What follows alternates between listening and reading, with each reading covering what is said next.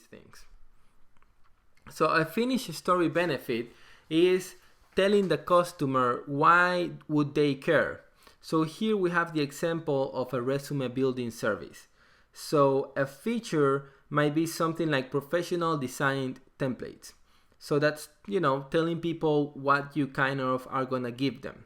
Now a benefit would be an eye-catching resume that stands out. So, you're giving people a professionally designed template so that they, on turn, can be noticed by their employers.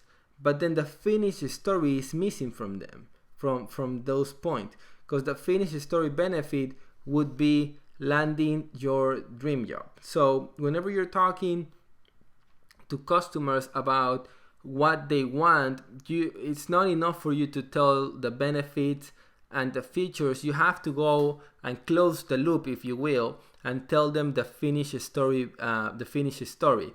So somebody might be looking to buy a resume or a resume service, but they don't want to design a pretty resume. What they really want, they want a job, right? So you have to be able to articulate this.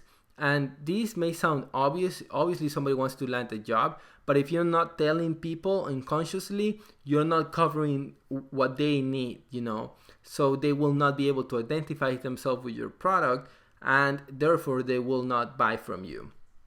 So you have to be always thinking about the finished story, right? So if you are, whatever you're doing, if you're doing a service, people, I always speak on the loan service, right?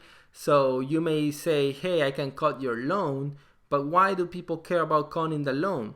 They care because they want to have a pretty house. So you can go, and the finished story benefit would be, hey, let me help you have a beautiful, pristine looking house or something like that, right? So then you're telling the customer you're on the same page, because now they know that you know the whole story.